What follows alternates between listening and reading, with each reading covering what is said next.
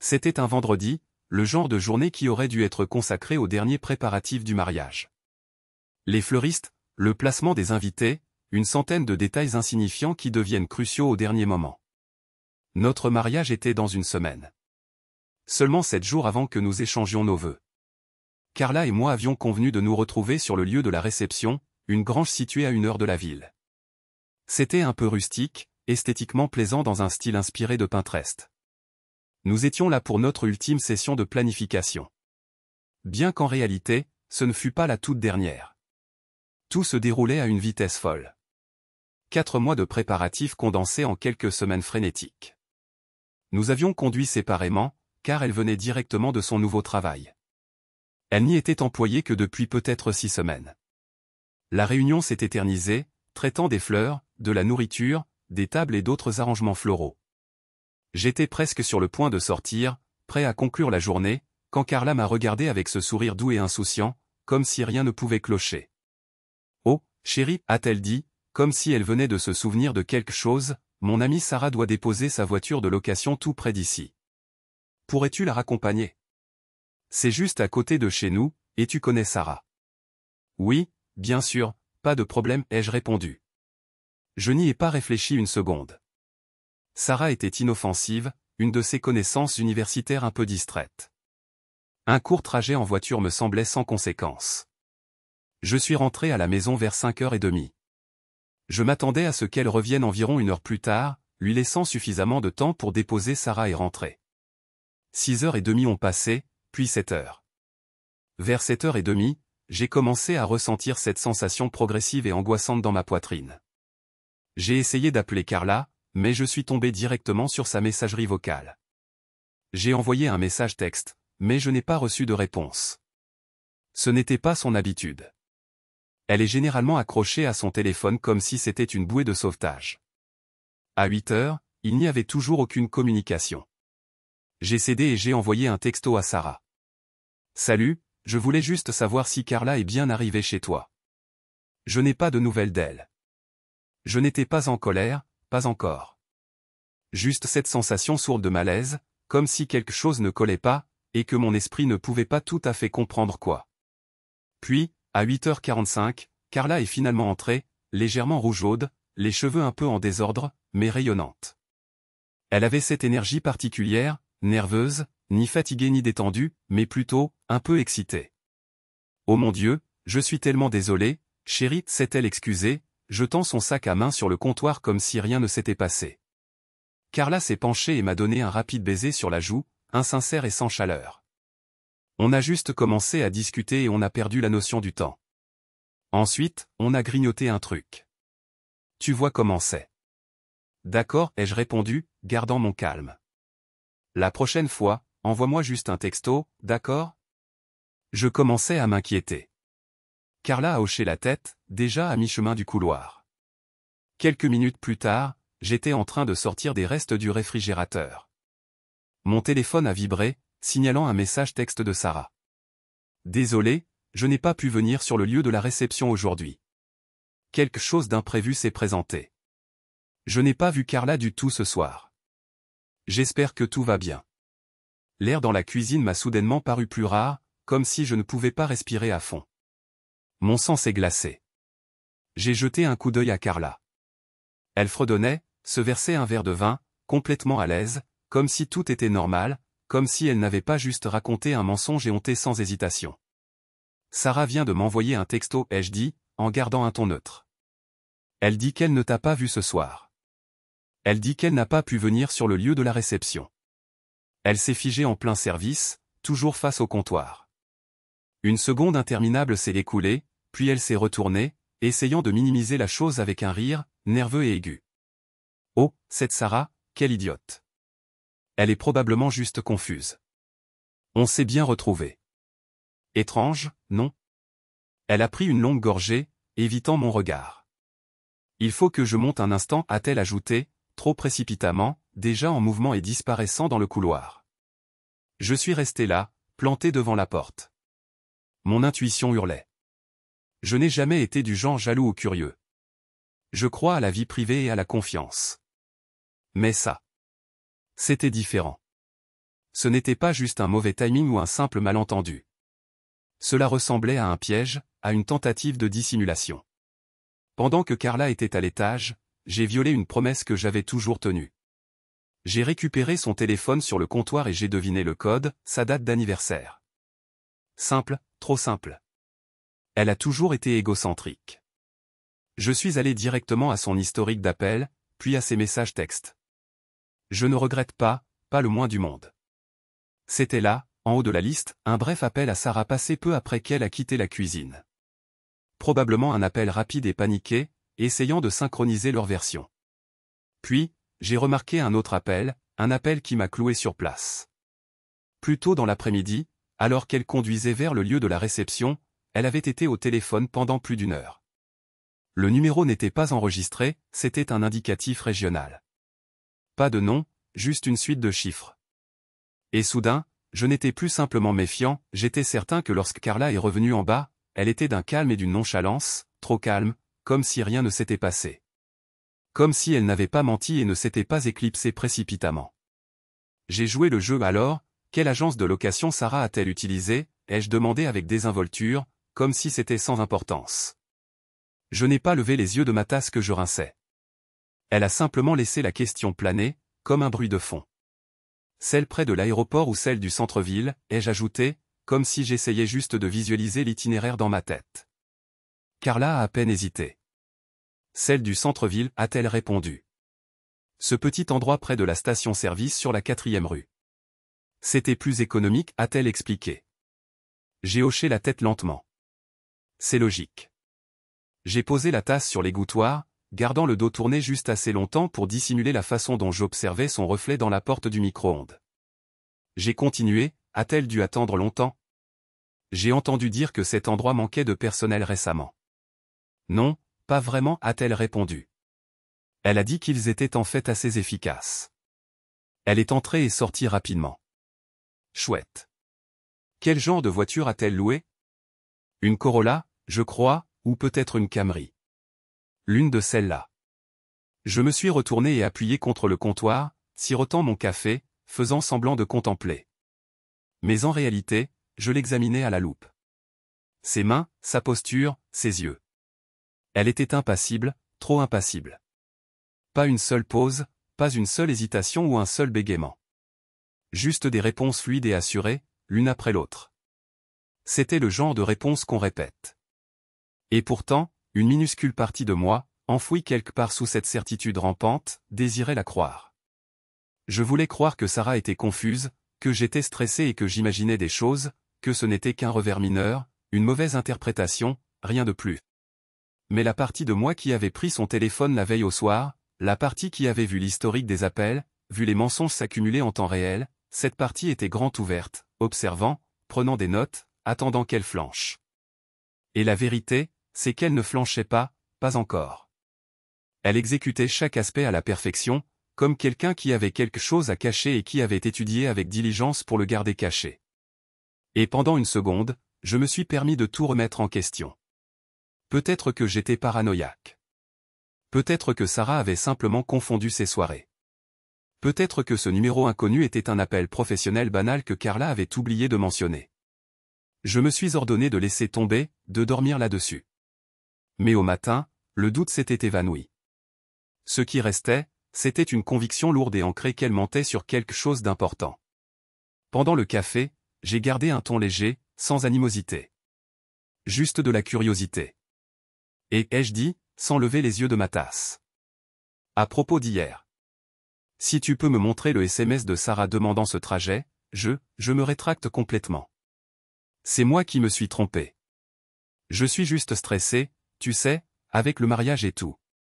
Elle n'a même pas scié, elle a simplement levé les yeux de son téléphone, avec un sérieux absolu.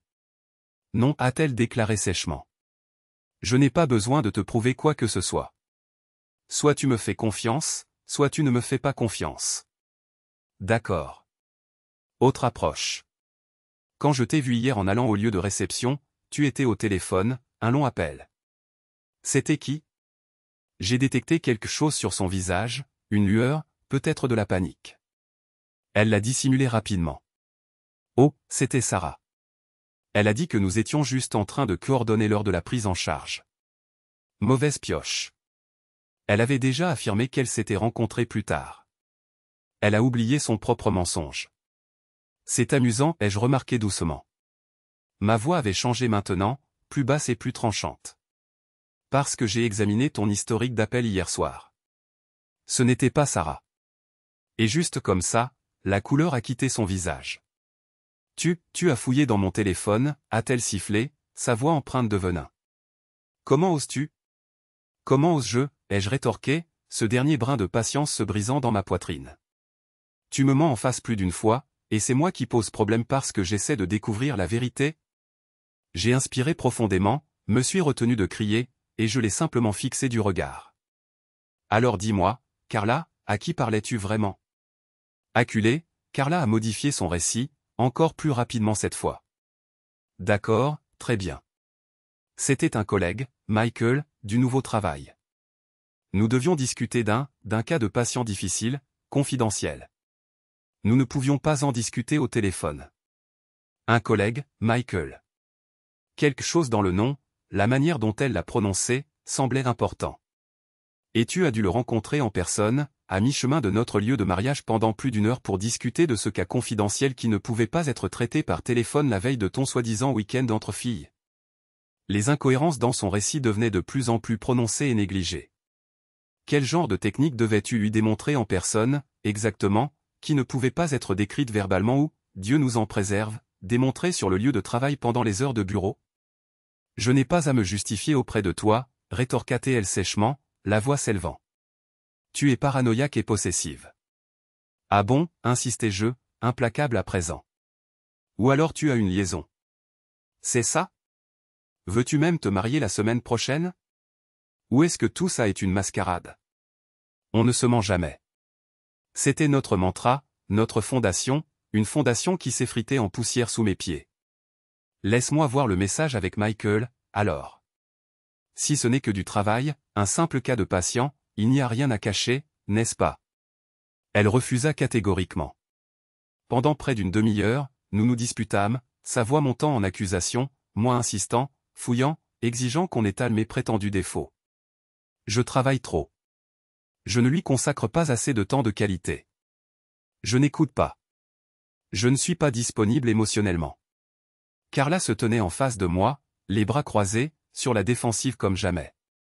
Ses yeux se sont brièvement tournés vers son téléphone sur le comptoir, puis sont revenus sur moi. Tu continues à insister, dit-elle, sa voix montant. Très bien. Tu veux la vérité? Je ne dis rien. Je n'avais pas besoin de le faire. Elle expira, les yeux brillants de larmes. Maintenant. Oui, d'accord. C'est arrivé. Michael et moi. Nous avons été ensemble une fois. C'est tout. Elle le dit comme si elle me rendait service, comme si elle arrachait un pansement. C'était une erreur, d'accord, s'empressa-t-elle d'ajouter. J'étais perdu. Il est apparu au travail à l'improviste, ce qui m'a prise au dépourvu et a ravivé de vieux souvenirs. Mais je lui ai dit hier, c'est fini. Je l'ai vu uniquement pour lui dire ça, je te jure. Je restais immobile, la mâchoire serrée, la fixant du regard. Austin, s'il te plaît, implora-t-elle, faisant un pas en avant. C'était une erreur émotionnelle, idiote. Ça ne définit pas qui je suis. J'avais peur. Mais je te veux, nous veux. Je veux ce mariage. Je hochai la tête une fois, lentement. Tu as eu toutes les occasions d'être honnête avec moi, déclarai-je, la voix basse. Mais tu as menti, à plusieurs reprises. Je ne savais pas comment faire. Non, interrompis-je. Tu savais. Tu ne voulais tout simplement pas renoncer au mariage, à l'argent, à la maison, à l'histoire que tu racontes à tout le monde. Des larmes montèrent à ses yeux. Elle resta silencieuse, simplement là, debout. Tu m'as laissé m'asseoir en face de toi et planifier un avenir pendant que tu te cachais pour aller voir un autre, dis-je. Et maintenant que ça t'échappe, maintenant tu es désolé. Je suis désolé, murmura-t-elle. Je ne criais pas, n'explosais pas. Je me sentais juste vide. Pendant que je suivais méticuleusement chaque dollar, réduisant les coûts, étirant notre budget pour que nous puissions nous offrir le mariage extravagant qu'elle voulait absolument. Nous partagions une maison, une belle demeure sur 3 acres, achetée principalement pour qu'elle puisse héberger ce cheval qui, selon elle, lui permettait de se recentrer. 3 chiens de refuge, aussi. Notre petite équipe, notre famille. Tout cela, une fabrication. Tu as brisé quelque chose, Carla, quelque chose que tu ne peux pas réparer. Je n'aurais pas recommencé à parler à Michael si tu m'avais simplement écouté, allait-elle dire. Comme si cela expliquait quoi que ce soit, comme si cela justifiait quoi que ce soit. Ce qui est ironique, c'est qu'elle ne m'a jamais dit explicitement qu'elle était malheureuse. Ni avant, ni pendant, jamais. Elle s'avança de nouveau vers moi, mais j'étais déjà en train de partir. J'attrapai mes clés sur le crochet près de la porte. Austin, non, supplia-t-elle. S'il te plaît. Nous pouvons surmonter ça. Je m'arrêtai sur le seuil, lui jetant un dernier regard. Nous avions 7 ans, 3 chiens, une maison. Je croyais que nous construisions quelque chose d'authentique. J'avalai ma salive avec difficulté. Il s'avère que c'était juste moi qui tenais le tout ensemble, et je suis parti. J'envoyai un message à Case en partant, avec un seul mot, j'arrive. 15 minutes plus tard, je m'effondrais sur son canapé avec une bière à la main et un nombre accablant de pensées dans la tête. Il ne posa pas de questions immédiatement, me laissant simplement de l'espace comme il le faisait toujours. Case et moi, on se connaissait depuis longtemps, le lycée, puis colocataire pendant quelques années après la fac. C'était le genre de gars qui exprimait plus par son silence que la plupart des gens avec un discours. Il évitait les drames et possédait ce talent particulier pour tout réparer, sauf sa propre vie amoureuse. Quand je franchis sa porte, il se contenta de hocher la tête, fit un geste vers le frigo et me laissa m'effondrer en paix. Je restai silencieux pendant un moment, simplement assis là dans le calme, le doux bourdonnement de la lumière de la cuisine et le grincement occasionnel du vieux canapé remplissant l'espace entre nous. Case jeta un coup d'œil, son visage ne montrant aucune surprise, juste cette compréhension lente et tranquille que seuls les vrais amis offrent. « Tu veux en parler maintenant ou plus tard » demanda-t-il. Je secouai la tête. « Demain. La bière est froide. » Les couvertures sont sur le dossier du canapé, dit-il en se levant. La serrure de la salle de bain ne marche toujours pas bien, tu te souviens? Je lui adressai un demi-sourire fatigué. Merci, mec. Il disparut dans le couloir sans un mot de plus, et je restai assis là dans l'obscurité, la bière se réchauffant dans ma main, fixant le vide, essayant de déchiffrer ce qui allait se passer ensuite. Le lendemain matin, juste après 9 heures, j'appelai Sarah. Je ne voulais pas tout aborder au téléphone. Je me suis contenté de dire, on peut se retrouver dans un endroit tranquille? J'ai besoin de te demander quelque chose en face à face. Elle a hésité, puis a accepté. Le parc près de Main Street. Je suis arrivé en avance et j'ai attendu près de l'étang, les mains dans les poches de mon blouson. C'était une de ces matinées fraîches et grises où tout semble plus lourd qu'il ne devrait. Sarah est apparue quelques minutes plus tard, l'air incertain, comme si elle pressentait déjà que quelque chose n'allait pas. « Salut » ai-je dit en hochant la tête. « Salut » a-t-elle répondu doucement. « Qu'est-ce qui se passe ?» Je suis allé droit au but. J'ai juste besoin que tu sois honnête avec moi. Pas de pression, pas de drame, juste la vérité. Elle m'a scruté attentivement, ses yeux se plissant légèrement. D'accord. Vendredi soir, ai-je dit. Tu n'as pas vu Carla, n'est-ce pas? Sarah a secoué la tête lentement. Tu me plais, Austin. Tu es un bon gars. Je ne veux pas te mentir. Je n'ai pas vu Carla depuis des semaines. Je suis resté silencieux, laissant le silence planer entre nous tandis que des gens faisaient leur jogging et que des canards pagaillaient nonchalamment au bord de l'eau. Dis-moi juste la vérité, ai-je finalement dit. Sarah a acquiescé lentement. D'accord. Eh bien, oui. Je ne connais pas tous les détails, mais il y a quelques semaines, elle a mentionné quelqu'un de son passé, un ancien petit ami. Elle a dit que c'était inattendu et compliqué. Je pensais qu'elle théâtralisait juste. Je n'ai pas dit un mot, j'ai simplement attendu. Elle n'a pas donné de détails, mais je me souviens du regard dans ses yeux. C'était comme si elle était ailleurs. Elle a même plaisanté, disant que l'univers lui donnait peut-être une seconde chance. A-t-elle mentionné un nom, ai-je demandé, bien que je le sache déjà. Sarah a hésité. Michael?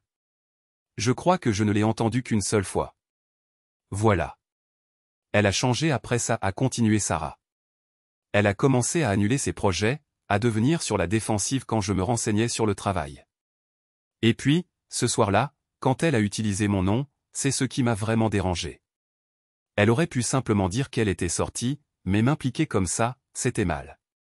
J'ai acquiescé lentement, sentant tout s'installer dans ma poitrine comme du ciment. Elle m'a menti, ai-je dit doucement. Elle t'a utilisé comme couverture. Sarah avait l'air sincèrement désolée. Oui, et je ne le savais pas avant que tu appelles. Je n'aurais jamais accepté ça. Si je l'avais su, j'aurais refusé. Je l'ai regardée pendant un moment, ressentant à la fois de la gratitude et de la colère. Pas envers elle, juste envers tout. Merci d'avoir été franche avec moi, ai-je dit. Je suis désolé, Austin, a-t-elle répété. Pour ce que ça vaut, j'espère vraiment que tu vas bien. Ça ira, ai-je finalement dit.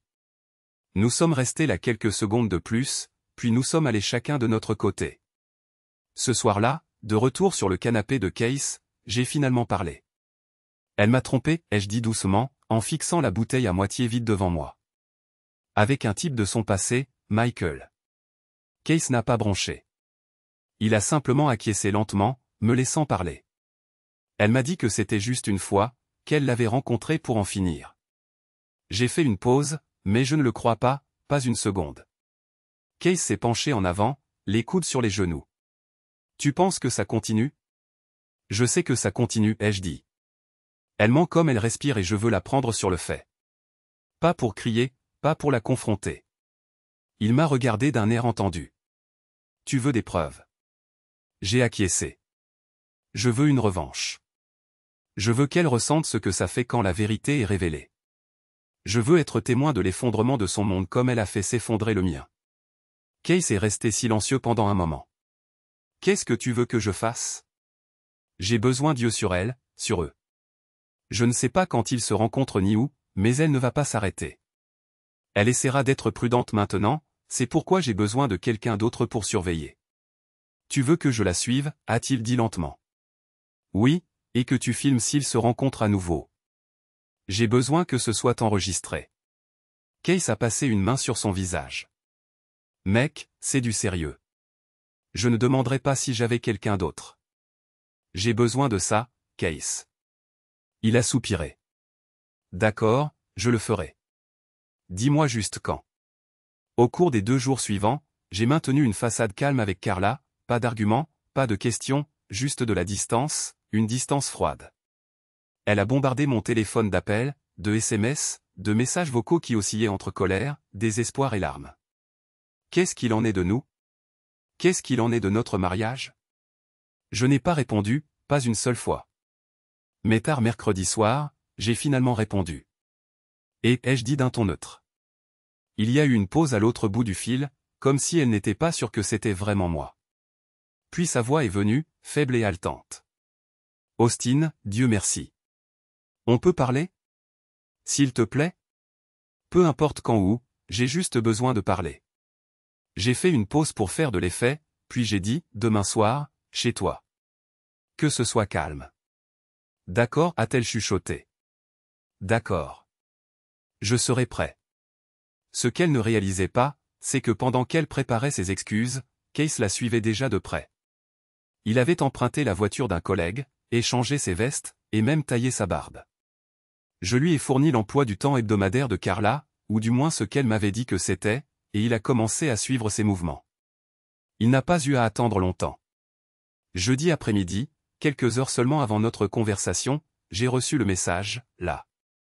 Ensemble. Je les ai vus entrer dans un motel sur la 12e rue. J'ai la vidéo, je l'enverrai quand je serai tranquille. Je n'ai même pas bronché. Je m'y étais déjà préparé. La douleur s'était apaisée. Ce qui restait, c'était une concentration froide et limpide, de celle qu'on ressent juste avant un tir mortel. Ce soir-là, Carla a préparé le dîner, aux chandelles, avec du vin bon marché, comme si elle essayait de remonter le temps d'un an, en faisant comme si rien ne s'était passé. Elle était assise en face de moi, nerveuse, essayant de garder son calme. Je veux qu'on revienne comme avant, a-t-elle dit. Je sais que j'ai fait une erreur, mais je pensais ce que j'ai dit. C'est fini, avec lui. Ah bon, ai-je demandé, la voix monocorde, les yeux fixés sur les siens. Elle a hoché la tête avec insistance. J'ai bloqué son numéro, tout supprimé. Je le jure sur ma vie. J'étais confuse et j'ai agi stupidement, mais je sais où est ma place. Je sais qui j'aime. Je n'ai pas détourné le regard. Donc il n'y a plus rien entre toi et Michael? Plus rien, a-t-elle répondu, fermement. C'était une erreur d'un soir. J'ai mis fin à ça. C'est la vérité. J'ai laissé le silence s'installer. Puis j'ai dit, d'accord. Ses yeux se sont légèrement agrandis. D'accord? J'ai acquiescé. Allons-y alors. Continuons avec le mariage. Les larmes ont commencé à monter à ses yeux, du soulagement, de la gratitude. Quoi que ce soit, ce n'était pas sincère. Elle a tendu la main par-dessus la table et a saisi la mienne. Merci, a-t-elle murmuré. Je te promets que je vais me faire pardonner. J'ai souri doucement. Mais à l'intérieur, quelque chose de froid se mettait en place. Parce que ce qu'elle ignorait, c'est que j'avais déjà l'enregistrement. J'avais déjà le plan. Et j'allais m'assurer que, quand son grand moment arriverait, robe blanche, musique, tout ce qui lui importait réunis au même endroit, elle recevrait exactement ce qu'elle méritait, publiquement, complètement, définitivement. Samedi, le jour du mariage. Soleil radieux, chant d'oiseaux, tous les clichés habituels disposés comme des décors pour une pièce à laquelle je ne croyais plus. Je me tenais à l'hôtel dans un smoking de location qui tombait trop bien pour un homme sur le point de faire exploser son propre mariage, souriant juste ce qu'il fallait, nerveux juste ce qu'il fallait, un marié parfaitement convaincant. Le côté de l'église réservé à Carla était bondé, rempli de sa famille, de ses amis d'enfance et de ses collègues de son nouveau travail, tous souriant largement. Parmi eux, Michael était assis 2 rangs plus loin, en costume gris foncé, son expression illisible, comme s'il s'agissait simplement d'une autre réunion à son emploi du temps. Mon côté était plus calme, plus petit, avec seulement quelques amis et quelques cousins. Kay s'était assis vers le fond, hochant la tête une fois. Lorsque nos regards se sont croisés, la musique d'orgue a gonflé, et puis elle est apparue. Carla, glissant dans l'allée au bras de son père, ressemblait à une page arrachée d'un magazine de mariage, parée de dentelles blanches et d'un voile parfaitement placé, son sourire si parfaitement façonné qu'il aurait pu tromper un étranger. Mais pas moi. Nous nous sommes retrouvés à l'hôtel. Elle me regardait comme si elle envisageait déjà les photos, les applaudissements, la lune de miel. Je me suis contenté de la regarder en retour. Le prêtre a commencé. Nous nous sommes levés, nous avons souri, nous avons joué nos rôles. Elle a prononcé ses vœux en premier, sa voix claire et stable, débordant de fausse sincérité. Puis vint mon tour. J'ai pris une inspiration, pas par nécessité, mais parce que je désirais ce moment de silence. Puis, j'ai plongé mon regard dans ses yeux, des yeux auxquels j'avais autrefois fait confiance, et j'ai commencé. Moi, Austin, ai-je dit, ma voix portant facilement à travers le silence, je pensais comprendre l'amour.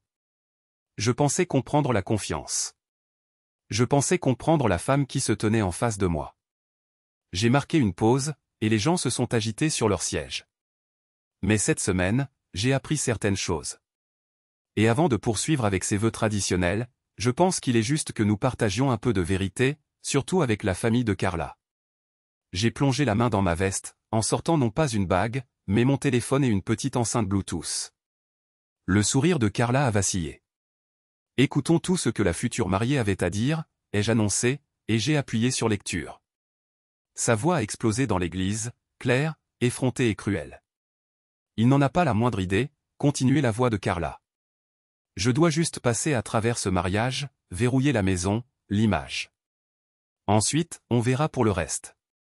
Des halètements et des murmures ont empli l'air, les têtes se tournant. Elle a dit ça il y a 2 jours, leur ai-je dit, sur le parking d'un motel avec lui. Tous les regards se sont tournés vers Michael. Quelqu'un au fond s'est levé, le cousin de Carla, peut-être, pointant du doigt. C'est lui? Michael s'est levé, ou a essayé de le faire. Les regards fixés sur lui brûlaient comme des projecteurs. Carla était figée, ses yeux rivés sur les miens, la bouche ouverte, mais aucun son ne s'en échappait. Le sang avait quitté son visage. Et pourtant, la voix continuait, parlant de moi, de Michael, du jeu auquel elle jouait. Lorsque l'extrait s'est terminé, le silence est tombé lourdement. Puis, un sanglot doux et brisé est venu de sa mère. J'ai laissé le silence s'installer, puis j'ai regardé Carla. Voici la femme que j'étais sur le point d'épouser, ai-je dit. Une menteuse, une manipulatrice, quelqu'un qui a transformé un mariage en une arme. J'ai fait face à la foule. À vous tous, sa famille, ses amis, j'espère que vous avez été aussi dupés que moi. Mais maintenant vous savez. Et maintenant, ce mariage, je me suis retourné vers elle, et terminé. Cela, annonçai-je, ma voix résonnant d'une clarté froide et tranchante, était ma fiancée en train de discuter de ses vrais sentiments, de ses véritables intentions, il y a seulement 2 nuits avec sa meilleure amie, sans se douter que chaque mot était enregistré. Je me suis ensuite efforcé, calmement, méthodiquement, de présenter le reste, les mensonges sur Sarah, les rendez-vous secrets avec Michael, les textos, les relevés téléphoniques, les données GPS. Chaque détail sordide et humiliant a été présenté non pas avec rage, mais avec la précision détachée d'un procureur prononçant un réquisitoire irréfutable. Quand j'ai finalement cessé de parler, elle a craqué. Un cri désespéré et rauque s'est échappé de sa gorge. Non. Ce n'est pas ce que tu crois, Austin. Je t'aime, Michael m'a fait du mal il y a longtemps. Je voulais juste. Elle s'est étranglée avec les mots. Je voulais lui faire payer, le faire me désirer, puis l'écraser comme il l'a fait avec moi. Il n'a jamais été question de lui. C'était une question de conclusion. Elle fit un pas vers moi, ses mains tremblant. J'allais toujours t'épouser. C'était le plan. Tu étais le plan. Je la regardais, froid, vide. Ton plan, dis-je, ma voix glaciale, ton plan était une aventure de 6 semaines avec ton ex. Parler de moi dans mon dos avec le type avec lequel tu couchais, me mentir en face tous les jours. Et après? Tu t'attendais à ce que je sourie et que je te soutienne émotionnellement pendant que tu mettais en scène une fantaisie de vengeance dans des chambres d'hôtel? Elle tressaillit. Tu crois que c'est de l'amour, Carla? Tu crois que c'est de l'engagement? Je secouai lentement la tête. Non, ce n'est pas de l'amour. C'est de la dysfonction. Vêtu de blanc, le silence dans l'église était pesant. Personne ne bougeait. Je ne suis pas ton filet de sécurité. Pas ton plan de secours, pas ta cure de désintoxication émotionnelle. Ses parents, il faut le reconnaître, n'ont pas hésité. Le visage de son père était de pierre. Aucune confusion, aucun doute, juste une froide fureur. Il fit d'abord un pas vers Carla, attrapa son bras d'une poigne brutale et la tira loin de l'hôtel. Elle trébucha, sanglotant, essayant de s'expliquer, mais il ne l'écoutait pas. Il la traîna dans l'allée comme une enfant déshonorée, son voile glissant, les invités détournant le regard, mal à l'aise. Sa mère suivait, la tête baissée, pleurant ouvertement. Mais ça ne s'est pas arrêté là. Juste au moment où il dépassait le 2e rang, Michael essaya de s'éclipser discrètement par le côté opposé, en gardant la tête baissée, essayant d'éviter d'attirer l'attention. Il n'y est pas parvenu. Le père de Carla se tourna, le repéra et traversa l'allée avec une rapidité terrifiante. « Toi, » grogna-t-il, sa voix basse mais porteuse. Puis, un craquement. Son poing atterrit en plein sur la mâchoire de Michael. La salle haleta. Michael s'écroula lourdement, percutant l'extrémité d'un banc, hébété et ensanglanté. 2 garçons d'honneur se sont jetés pour retenir son père pendant que quelqu'un criait après la sécurité. Les gens se sont bousculés. Certains invités se sont précipités pour partir, d'autres ont sorti leur téléphone. C'était le chaos, violent, brut, inoubliable. Le mariage était officiellement devenu un scandale d'une ampleur épique, le genre dont on chuchote pendant des années, le genre qui se transforme en légende locale. Et moi, je suis resté là, calme, à regarder tout brûler exactement comme prévu. Les conséquences furent exactement ce qu'on pouvait attendre de quelqu'un comme Carla. Laide, froide, chaotique. Nous nous sommes rencontrés au cabinet de son avocat.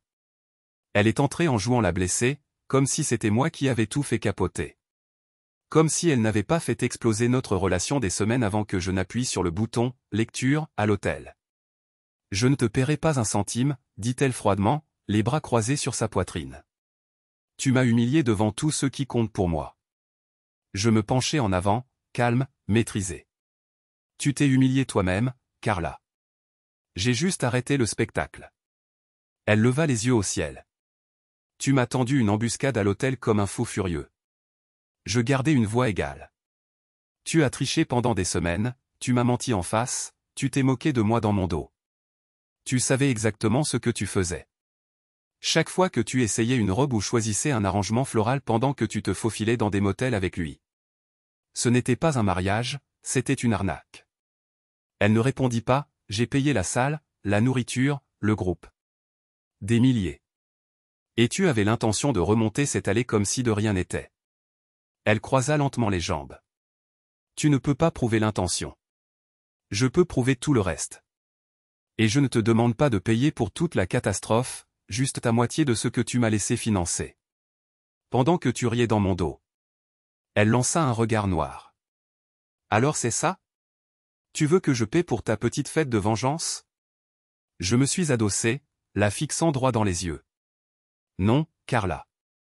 Je veux que tu paies pour le mariage que tu n'as jamais eu l'intention de terminer.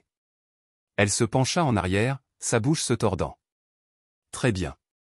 Tu veux couper les cheveux en 4? Alors je me battrai pour les chiens. Je la fixai, et quelque chose en moi s'est figé. Tu n'oserais pas, dis-je. Son ton était glacial. Essaie-moi. J'en exigerai un, peut-être 2. Les séparer si nécessaire. Max, Bella, Charlie sont 3 chiens.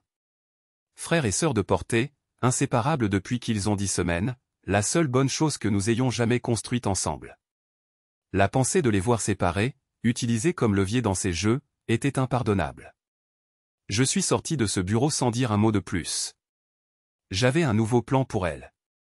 2 jours plus tard, pendant que Carla était sortie pour une réunion avec son avocat, plus probablement en train de boire du vin blanc avec une amie qui n'avait toujours pas entendu l'enregistrement, Case a garé son camion en marche arrière dans mon allée. Nous avons chargé leurs paniers, leur nourriture, leurs jouets. Les chiens ont sauté à l'intérieur, la queue battante, sans la moindre idée de ce qui était en jeu. Mon cousin Ben possédait une ferme à 2 états d'ici. 60 acres de liberté, avec des arbres et un étang, pas de clôture, pas de menace. Le paradis. Je les ai laissés là avec un gros chèque et la promesse de leur rendre visite souvent.